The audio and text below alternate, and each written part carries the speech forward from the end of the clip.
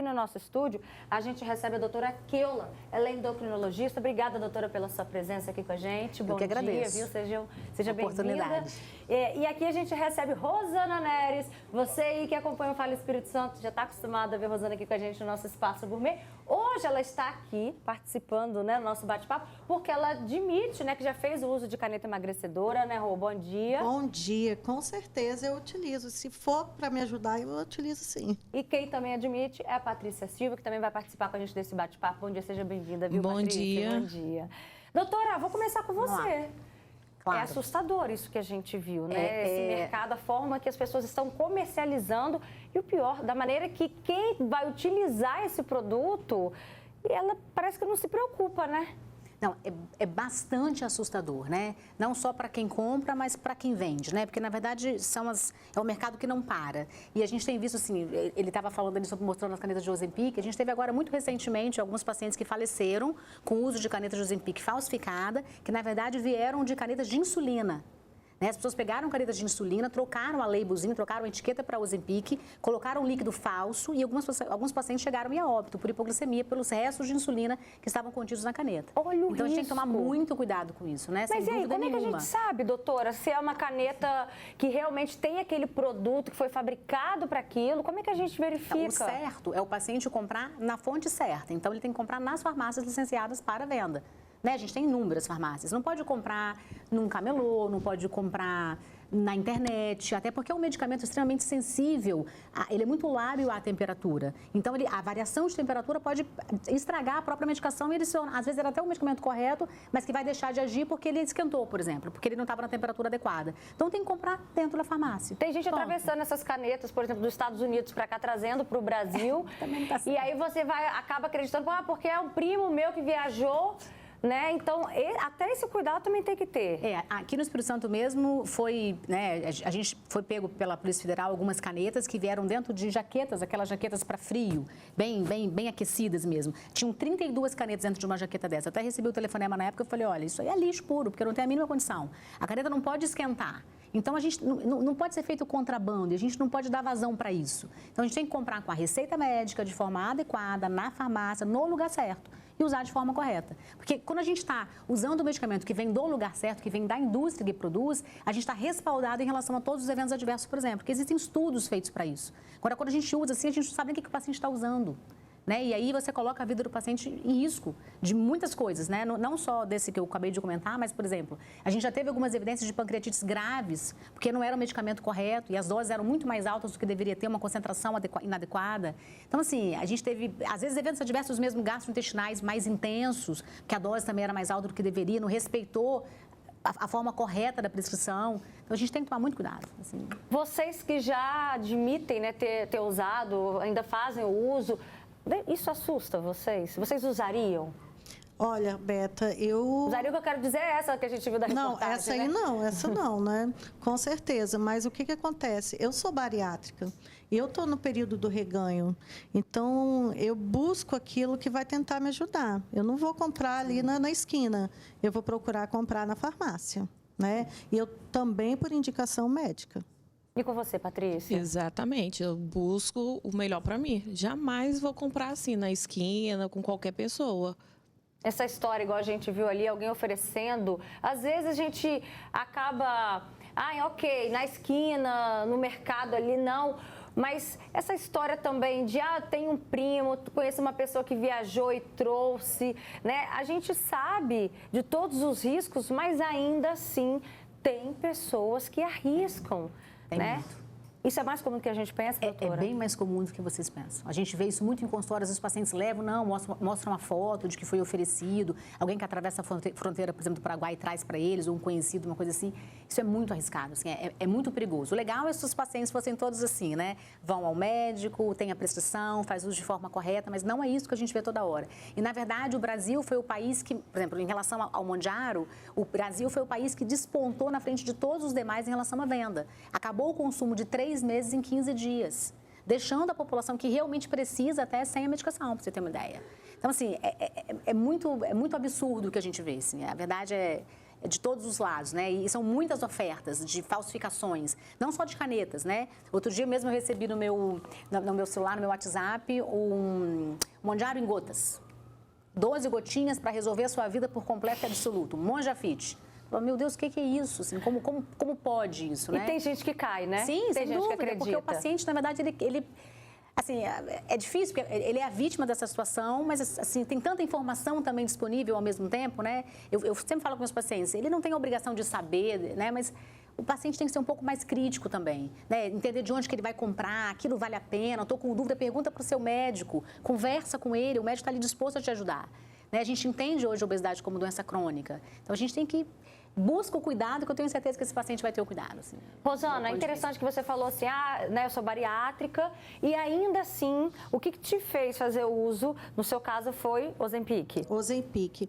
Beta, você sabe que eu trabalho dentro de uma cozinha, então é todo momento. Eu, como professora, eu tenho que degustar, eu tenho que experimentar para avaliar as produções, e nisso vai indo.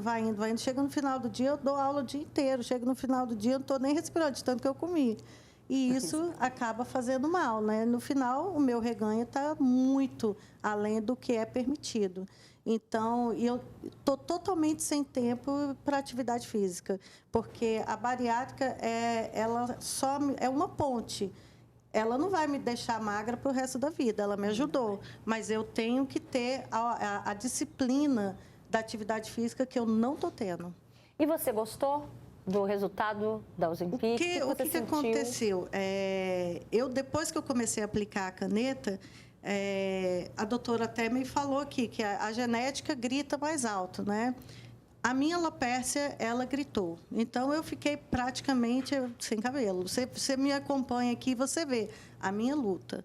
A minha luta e você estava bem, né? Você estava com a cabeleira boa há um tempo atrás. Pois é, fiz um tratamento, foi muito legal. Estava nascendo, eu estava toda me achando cabeluda. Pois, de repente, eu comecei a aplicar a caneta e derrubei tudo de novo. É um efeito colateral, doutora? A gente vê a queda de cabelo como os efeitos colaterais, sim, mas é mais relacionado à perda de peso rápida e intensiva. Igual quando você fez a bariátrica, certamente você teve perda de cabelo também lá atrás. Também. Depois você recuperou de novo.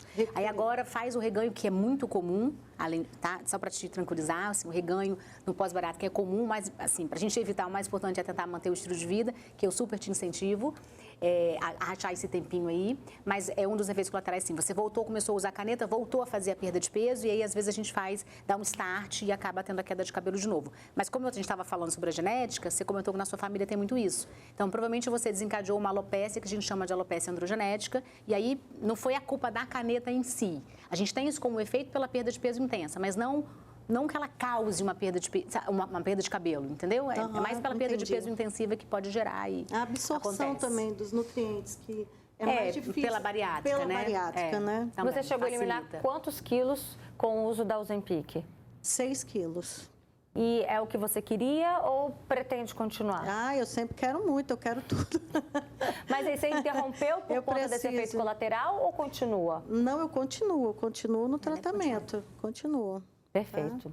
E com você, Patrícia, o que te levou, né, qual que era a sua queixa para você começar a usar, no seu caso foi Mounjaro, não é isso? Isso, foi um Mounjaro, exercício físico, nada de perder. E aí eu procurei a clínica, né, e fiz todo o procedimento, tratamento, tudo certinho.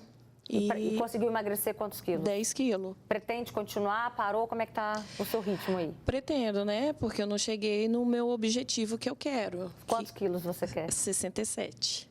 Certo. Ainda faltam quantos, então, ainda? Faltam 3. 3 quilos. E você sentiu algum efeito colateral, por exemplo, né? A Rosana falou da queda de cabelo. Você sentiu alguma coisa? Nada. Enjoo? Enjoo um pouco, né? Sede. Isso é comum, doutora? Assim, os análogos, né, mesmo o Mounjaro, que é um coagonismo de análogo com GIP, de análogo de GLP-1 com GIP, eles podem dar náusea, sim. Náusea, às vezes, sintomas mais gastrointestinais são os mais comuns. Náusea, às vezes azia, constipação, às vezes diarreia. Mas isso durante todo o tratamento? Não. Geralmente, quando a gente coloca uma dose um pouquinho mais alta, ali, começa com 2,5 no caso do Mounjaro, geralmente o paciente fica muito bem, aí vai a 5 miligramas, ele já pode sentir um pouquinho de náusea, mas é uma coisa que melhora, não é uma coisa permanente. E também não é dose dependente, ela pode voltar com 10, mas se ele passa de 10, geralmente ele não tem essa náusea com 15. Então, assim, é mais no começo, assim, é como se fosse o equilíbrio da medicação com o corpo da pessoa. Dificilmente o paciente ele precisa parar a medicação por esse evento, por ele ser de forma grave. Os estudos mostraram uma desistência muito pequena por causa desse efeito em si. Agora, achei interessante o relato da Patrícia, doutora, porque ela disse o seguinte, ela estava fazendo atividade física, dieta também, Patrícia? Dieta também. Mas chegou uma hora que ela não conseguia mais perder peso, né? Quando que é o momento de entrar com essas ferramentas? Porque tem gente que nem tenta isso e já vai direto para essas canetas emagrecedoras. Ou então tem gente que tenta isso, mas um curto período de tempo e também já vai direto para essas canetas. Tem um momento ideal? Então, na verdade, o importante é você foi ao médico, você buscou ajuda, e aí na conversa, na anamnese, né, te examinando e conversando e te conhecendo, ele entender se você tem uma obesidade como doença crônica mesmo, né? Que é aquela paciente que fala, às vezes já nasceu acima do peso, às vezes na primeira infância já começou, às vezes começou na puberdade, sempre lutando, fazendo várias dietas, tomando uma coisa ou outra, aí efeito sanfona, perde, ganha. Então, é reconhecer a obesidade como doença crônica. Se eu reconhecer essa obesidade como doença crônica, e eu sei que a obesidade ela é preditora de uma série de outras doenças, como diabetes, lipidemia, infarto, uma série de coisas. É hora de entrar na hora que a gente dá o diagnóstico. Vamos entrar com a medicação. Mas é claro que a mudança de estilo de vida sempre tem que vir primeiro. Então, assim, o paciente chega no consultório, ele tem uma obesidade, tem lá um índice de massa corporal em 30, o início do processo da obesidade, às vezes até um pouquinho menos, mas tem uma alteração já de colesterol, eu vou entrar. Mesmo que ele chegue para mim, chegue no meu consultório, ele nunca fez nada, nem atividade, nem dieta, nada. Eu vou estimular a dieta e a atividade e vou entrar com a medicação. Porque eu sei que esse paciente precisa, ele tem um diagnóstico de obesidade, ele não é, eu costumo falar assim, ele não está ali porque ele quer, ele está ali porque ele tem uma doença, ele tem um distúrbio hormonal. Então, assim, é claro que a mudança, o estilo de vida ajuda muito e a gente precisa mudar, mas o paciente precisa do remédio, é igual uma hipertensão, ele precisa de um remédio. Então, a gente tem que dar valor à queixa desse paciente, porque o curso dessa doença ela pode ser muito negativo. E sobre esse assunto, né, pensando aí no histórico desse paciente, um alerta aos pais, gente, presta atenção, porque segundo o Ministério da Saúde, o número de crianças obesas disparou nos últimos 10 anos. E os especialistas alertam que problemas de saúde na vida adulta podem começar onde? Ainda na infância. Maria Clara tem 10 anos de idade e, como qualquer criança, gosta de guloseimas. Açaí, biscoito, pizza e salgadinho. Ela pode comer essas coisas, mas de vez em quando. Patrícia tenta controlar o consumo de calorias da filha por causa do sobrepeso.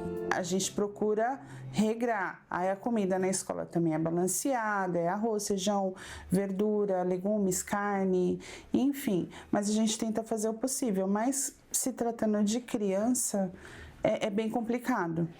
A mãe, que há anos luta contra a obesidade, não quer que a filha passe pelas mesmas dificuldades que ela. Ela fala assim, mas eu não posso comer nada. Eu falo, não, Maria, olha a minha luta que tá. Há muita coisa que vem atrás da obesidade, né? Não é só o fato de ser gordo. Ela fala assim, deixa para outro dia. Se você comer um hoje, você come outro dia. A obesidade infantil no Brasil é um problema crescente. De acordo com o Ministério da Saúde, o número de crianças acima do peso saltou de 33 milhões para 44 milhões nos últimos 10 anos. Nós estamos falando de uma a cada 3 crianças no país.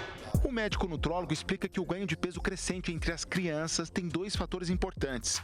Elas estão consumindo mais alimentos industrializados com excesso de açúcar e gordura e estão mais sedentárias. Trocaram as brincadeiras de movimento por telas. A falta do gasto energético acontecendo e uma maior quantidade de calorias sendo ingerida. Então está invertendo a pirâmide. Antes, consumir menos e gastava muito mais. Antigamente, se você pegar aí 50, 70, 80 anos, era muito difícil você conseguir ingerir 1000 calorias numa refeição, porque não tinham tanto ultraprocessados. Com o ultraprocessado, você senta hoje em um restaurante, você ingere 1000, 1500 calorias de uma forma muito fácil. E as crianças também, né? Com as porcarias que a gente fala, né? A Organização Mundial da Saúde alerta: crianças obesas têm muito mais chances de serem adultos obesos. Na adolescência, esse risco pode chegar a 80%. É um desafio para famílias, escolas e para o sistema de saúde.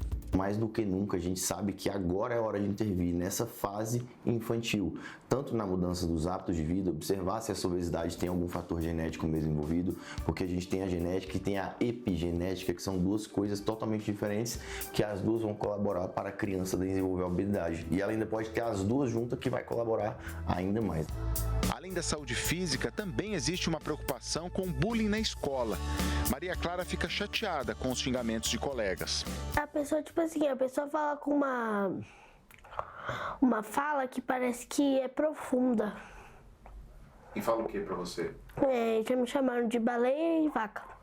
Patrícia diz que conversa muito com a filha sobre esse assunto. Não quer proibições severas em casa, mas uma reeducação de hábitos para o bem da família.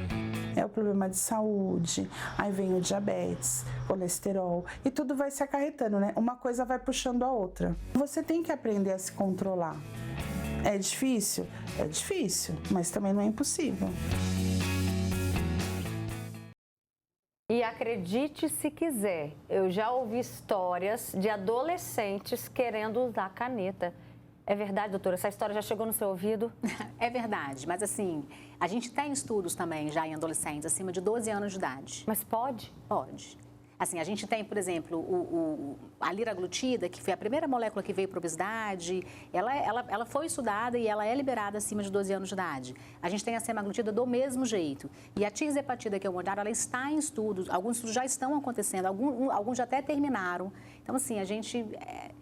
Porque é uma faixa etária que está aumentando muito a obesidade. Corretíssimo que foi falado aqui, sedentarismo e alteração da alimentação, mas essa família mesmo que a gente viu, existe uma genética também, que a gente não pode deixar de ter um olhar um pouco mais acolhedor para isso, entende? Precisa de remédio. Mas e aí? Mas a pessoa pode estímulo? entrar num ciclo vicioso com essa caneta, porque se enquanto adolescentes, crianças, está sendo apresentado para eles como uma ferramenta de emagrecimento e eles ainda não conhecem o que é uma dieta, o que é uma atividade física, e isso, de repente, aparecer como uma mágica, porque é isso a sensação que a gente tem, né? De uma mágica, né? Uma caneta. Você está sentado e você emagrece sentado.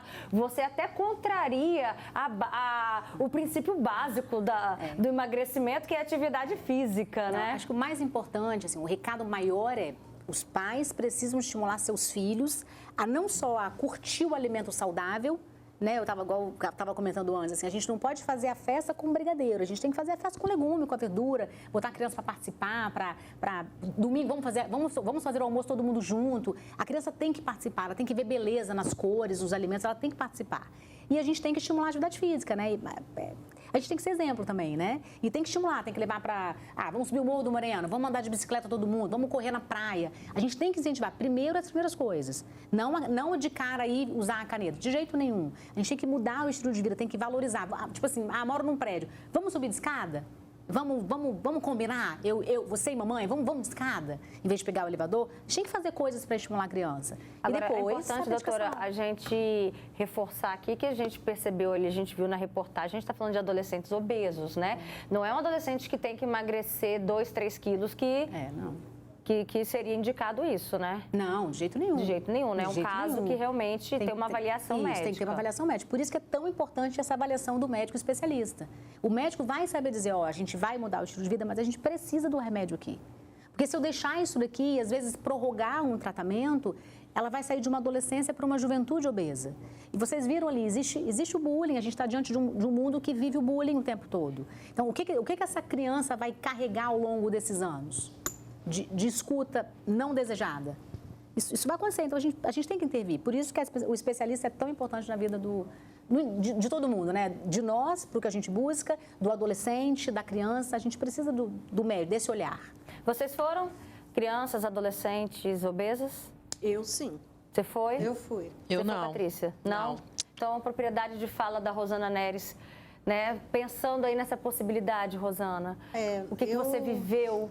Na verdade, na minha época de criança, o meu apelido na escola, eu sempre fui uma pessoa assim muito doce, mas eu tinha um apelido de Nana Banana, porque eu era imensa, eu era gorda.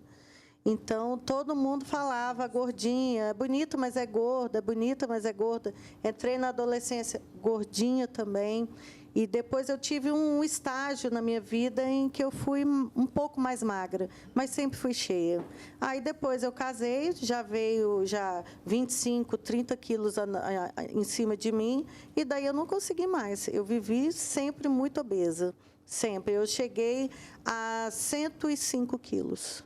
E depois dos recursos que você utilizou, então, para emagrecimento, a bariátrica, o Ozempic, hoje a sua qualidade de vida? Não, a minha qualidade de vida mudou totalmente. Hoje eu digo que eu sou outra pessoa, porque eu eliminei quase 40 quilos da minha vida. Então, esses 40 quilos que pesavam em cima de mim não me deixava ser ativa. Né? Então, hoje eu sou completamente diferente. E nem precisa ir tão longe. Patrícia eliminou 10 quilos. Não tem histórico de obesidade, né? Mas ainda assim, a sua qualidade de vida, o que melhorou para você? Nossa, em tudo. Tudo. Só de você botar uma roupa, se sentir bem. Nossa, maravilhoso, Você sente melhor? Nossa, melhor. Mais disposta? E outra coisa, eu incentivo muita gente, tá? Não só tomar o Mounjara, né? Como também fazer exercício físico, que é o principal em tudo, né? Você passou a gostar de fazer exercício físico? Que eu vi suas postagens, por exemplo. Nossa, amo. Final de semana, que às vezes eu não vou pra praia, correr. E quando não dá para ir, eu sinto muita falta. A gente percebe que, às vezes, é o empurrão que a pessoa precisava, Exatamente. Né? Para que aquilo vire um estilo de vida e não simplesmente uma fase. Sim. É isso, doutora? Sim, sem dúvida. Assim, você vê a fala delas, né? Chega a ser, é lindo de ver, né? Eu participo de alguns estudos de pesquisa clínica, principalmente da tireopatia, do Mounjaro, e a gente teve um dos relatos de uma paciente, foi muito interessante. Ela, quando a gente terminou um dos estudos, ela diz assim: a minha vida é uma antes e uma após o estudo. Ela escreveu isso para nós. Ela falou assim: antes eu era uma pessoa grande e que não servia para nada e eu não conseguia me ver de outra forma. Hoje eu sou alguém de presença e eu consigo fazer tantas coisas que eu sempre desejei. Então, assim, se você muda a vida de uma pessoa, tudo já valeu a pena, né? Então, assim, ela perdeu 10 quilos, a Patrícia, e ela se sente muito melhor. A autoestima dela é outra, sem dúvida nenhuma. Isso conta muito. E... esqueci o nome. Rosana. E a Rosana também. A Rosana, ela tem uma história totalmente diferente da Patrícia. A Patrícia teve um estágio, talvez, de ganho de peso um pouco mais à frente e tudo. A Rosana, ela lidou com isso desde muito, muito pequenininha. Então, assim, olha a diferença que isso fez na vida dela. Assim, poxa, eu acho que... Não sei, mas eu lido com isso todos os dias, é uma das minhas especialidades. Então, assim, eu acho que a gente tem que ter esse olhar. Um olhar acolhedor, um olhar que trata, que valoriza, que entende essa história. A gente está chegando ao final do nosso bate-papo, doutora. Agora, uma dúvida, né, para quem está em casa também, acredito que elas tenham isso. Esse uso é constante? É para o resto da vida? A Patrícia... Você já está quase interrompendo o seu... Já estou na quarta dose. Quarta dose, está quase parando já. Quase parando. Aí ela estava falando que você fica com medo do reganho? Fico. Inclusive, até perguntei a ela, eu fico com medo, tipo, de parar e com medo de voltar, ganhar até mais, né, do que eu perdi. Então, não existe efeito rebote, que a gente fica com muito medo disso. Não, será que eu vou parar e vou engordar o dobro? Não, isso não existe efeito rebote, mas existe sim a obesidade como doença crônica. Então, a obesidade é uma doença que se trata a vida toda. O que a gente faz às vezes muda a dose, às vezes tira a caneta, mas coloca uma outra medicação oral, porque a gente tem algumas disponíveis no mercado também que são muito boas. Então, assim, o que a gente tem que fazer é manter esse segmento e acompanhamento, porque o tratamento ele tem que ser uma vida toda. É claro que o estilo de vida tem que ser sempre o número 1, mas muitas vezes você vai necessitar da medicação, sim. No caso da Rosana, não tenho dúvida nenhuma. Então, assim, a gente tem que... É um tratamento, é uma doença crônica, não tem jeito. E é o que eu também botei na minha cabeça. Ter limite, né? Para comer tudo, coisa que eu não tinha. Era final de semana comendo lanche, quando fosse comer muito, sem mastigar rápido. Isso. Então, mudou muito a minha vida, até a alimentação. Que bom. A gente sente que você está muito feliz, está se sentindo muito bem. Obrigada, Patrícia, pela sua presença aqui com a gente. Obrigada também, Rosana Neres, tá? Doutora Keula, volte mais vezes. Se Deus quiser. Tá? As portas estão abertas. Obrigada. Um prazer recebê-la aqui com a gente, tá? Um beijo, um bom dia.